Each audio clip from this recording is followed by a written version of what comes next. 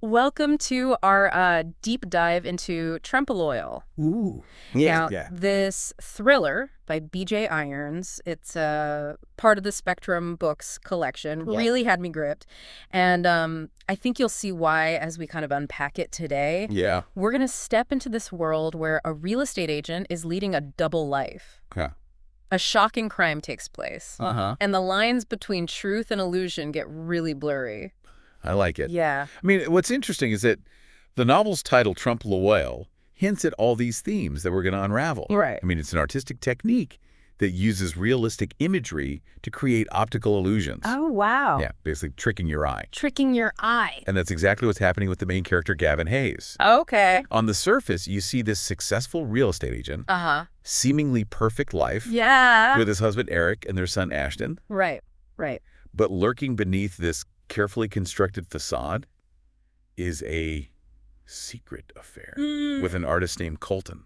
An artist. Okay. Interesting. Yeah. So it's like the author's setting up this giant mirror Uh, reflecting not just Gavin's deceptions, but also how easily we can be fooled by Right. appearances. yes, exactly. And as you go deeper into Gavin's double life, this Trompe L'Oeil effect gets even more intricate. Absolutely. He's juggling this high-stakes world of million-dollar deals Right. while sneaking around stealing these moments with Colton. Yeah, and you highlighted a passage where Gavin buys a Hunchkin stuffed animal for his son from a street vendor. I did, yeah.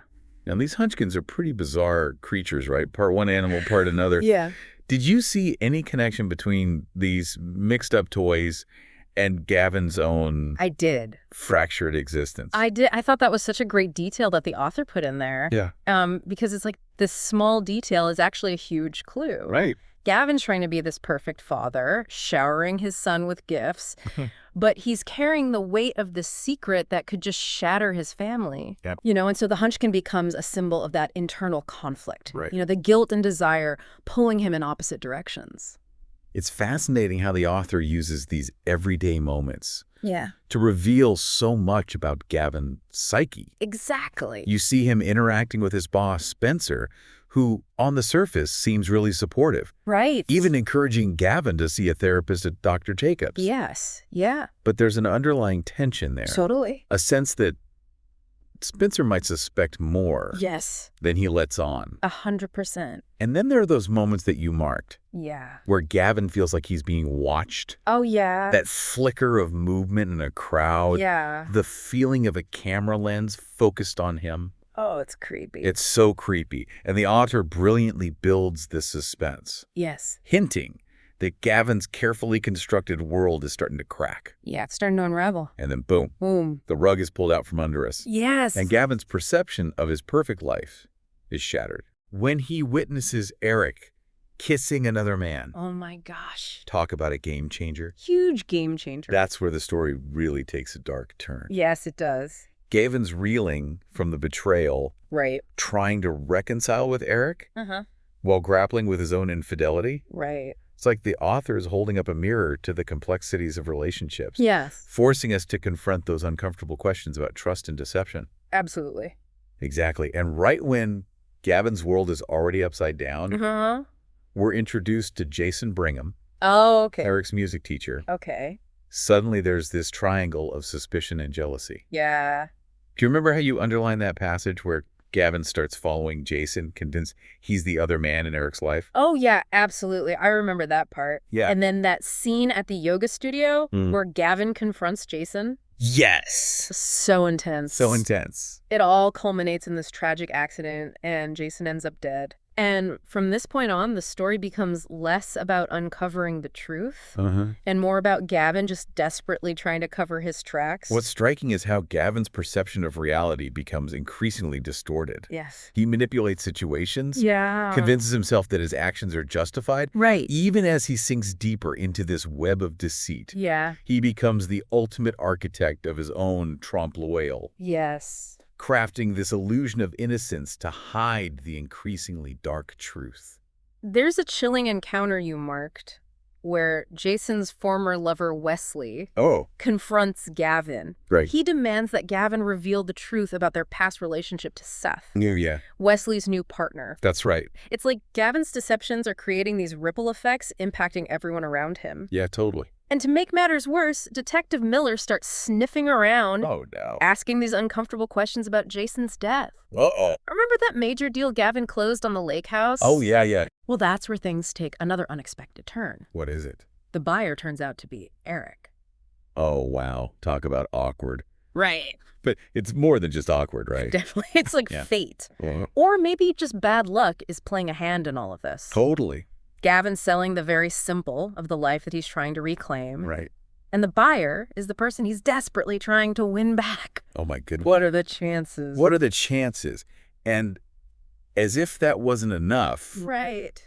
Wesley shows up again, furious that Gavin stood him up. Mm-hmm. They have this tense confrontation right in the hallway of Seth's luxury apartment building, Oh, wow. with Seth witnessing the whole thing. Oh, no. Talk about adding fuel to the fire. It's a very chaotic scene It is. that highlights how Gavin's actions are spiraling out of control. Yeah. And what's even more disturbing is that he manages to deflect the blame, Uh-huh. leaving Seth with the impression that Wesley is the unstable one. Oh, wow. He's like a master puppeteer, Totally. manipulating everyone around him. Yeah. And just when you think the story can't get any more twisted, Colton reappears in Gavin's life. Oh, really? They rekindle their physical relationship, Right. but there's this underlying tension, Okay. this sense that something's not quite right. Uh-huh. Remember how you circled that passage where Colton seems to know Gavin's whereabouts? Yeah, I do. Yeah. Almost like he has some supernatural ability. Yeah, like a sixth sense or something. Yeah. Well, get ready for this, because that's where the Trompe L'Oeil Effect reaches a whole new level of mind bending. Okay, I'm ready. The novel drops a bombshell. Colton has been living with Jake, Oh, my God. Gavin's estranged, identical twin brother. What? He's mistaken Colton for Gavin this entire time. Whoa. It's like the author's taking the concept of illusion and turning it on its head. That's crazy. Identical twin, right? This changes everything. This changes everything. And remember how Colton kept knowing Gavin's whereabouts? Right. Well, it turns out it wasn't some psychic connection, just a case of mistaken identity, Oh, wow. amplified by Yeah. twin telepathy, or at least that's what Colton believed. Right. This twist brilliantly explains those earlier moments of suspense, Yeah. but it also throws Gavin's world into complete chaos. 100%. Yeah, and just when you think Gavin has, like, orchestrated this perfect Trompe L'Oeil, Right. a new threat emerges. Yeah. Remember Dr. Jacobs, Yes. the therapist Gavin's been seeing? Yes. Well, he starts to see through Gavin's facade, Uh-oh.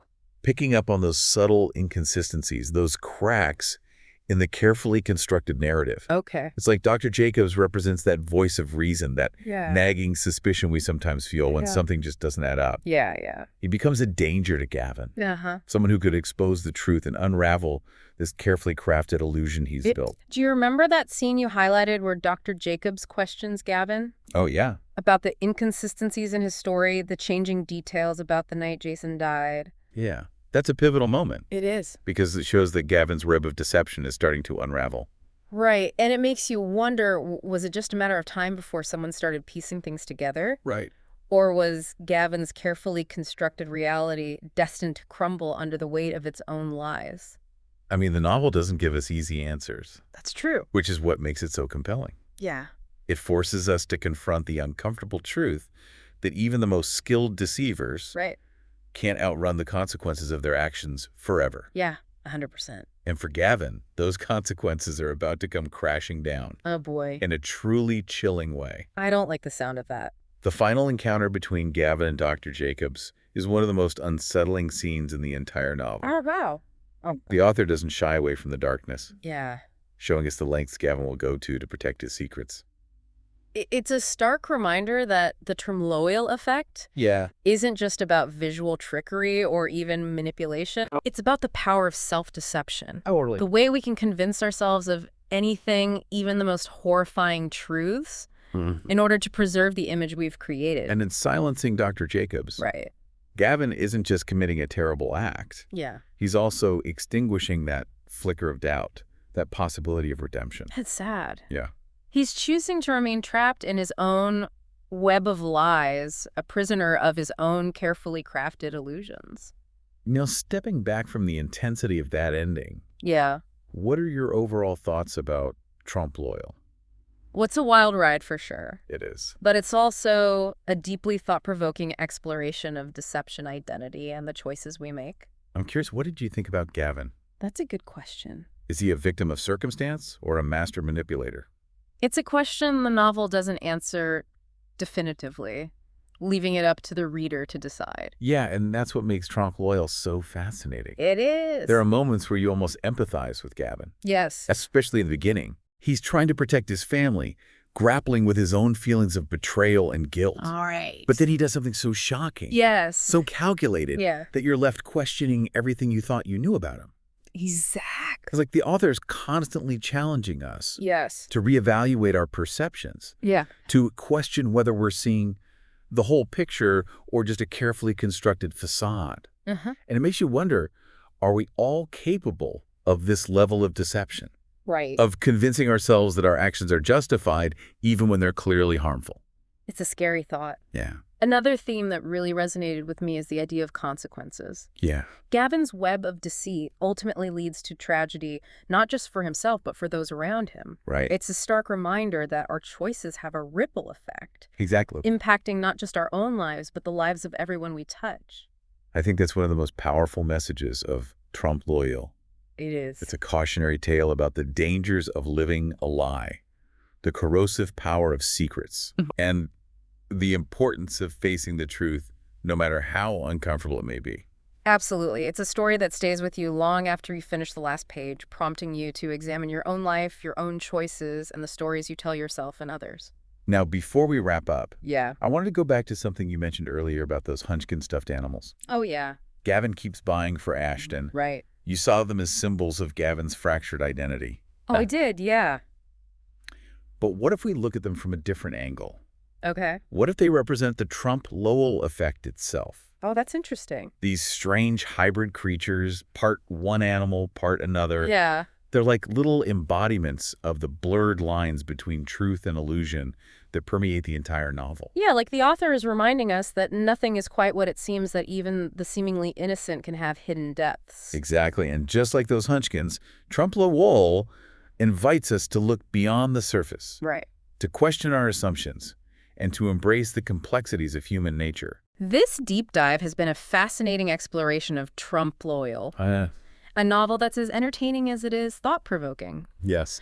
We've delved into the mind of a master manipulator, explored the themes of deception and identity, and grappled with the consequences of choices both big and small. If you're looking for a thriller that will keep you on the edge of your seat, yes, while also making you question everything you see, Trompe L'Oeil is definitely worth checking out. And if you're interested in exploring more psychological thrillers that delve into the complexities of human nature and the blurred lines between reality and illusion, I highly recommend checking out other works by B.J. Irons. He's a master. He is. Of suspense, and his novels are guaranteed to keep you thinking long after you've turned the final page. Thanks for joining us on this deep dive into Trompe L'Oeil. Of course. We hope you found it insightful and thought-provoking. Until next time, keep those eyes peeled. And remember, sometimes what you see is not always what you get. And here's something else I found fascinating. Yeah. You remember how throughout the novel, Gavin keeps referring to the properties he's selling as like blank canvases? It's almost as if he sees them as extensions of this whole Trompe L'Oeil concept. Oh, interesting. He's not just selling real estate. He's selling an illusion. This carefully constructed image of perfection that buyers can project their own desires onto. That's a brilliant observation. It's like those pristine, empty homes. Right. They become metaphors for the masks we all wear. Yeah. The carefully curated versions of ourselves we present to the world. Right. And Gavin is a real estate agent. Yes. He's the ultimate facilitator of this illusion. He is. He's the one who helps people create these perfect lives, even as his own life is crumbling around him. It makes you wonder if the author is making a broader commentary on society's obsession with image and appearances. Yeah, totally. We're constantly bombarded with these idealized versions of life, these picture-perfect families and homes that seem unattainable. And yet we strive for them sometimes at the expense of our own authenticity and happiness. It's like the Trompe L'Oeil effect has seeped into every aspect of our culture. Yeah. We filter our photos, we curate our online personas, we create these elaborate facades to hide our flaws and insecurities. Right. And in doing so, we risk losing sight of who we truly are. Exactly. So Trompe L'Oeil is definitely a cautionary tale. Yeah. But that's also a reminder that we all have the power to choose authenticity over illusion. I agree. We can choose to embrace our imperfections, to be honest with ourselves and others, and to build relationships based on genuine connection rather than carefully constructed facades. And perhaps that's the most important takeaway from this deep dive. I think so. The Trompe L'Oeil effect can be a powerful tool for deception. Yes. But it can also be a reminder to look beyond the surface, to question what we see, and to seek out the truth. Right. Both in ourselves and the world around us. Absolutely. So as you reflect on Trompe L'Oeil, I'm curious what resonates with you the most. What questions or insights have emerged from this deep dive? And if you're eager to explore more psychological thrillers that delve into the complexities of human nature and the blurred lines between reality and illusion, I highly recommend checking out other works by B.J. Irons. He's a great author. He's a master of suspense, and his novels are guaranteed to keep you thinking long after you've turned the final page. Thanks for joining us on this deep dive into Trompe L'Oeil. Yeah, thanks for having me. We hope you found it insightful and thought-provoking. Until next time, keep those eyes peeled, and remember, sometimes what you see is not always what you get.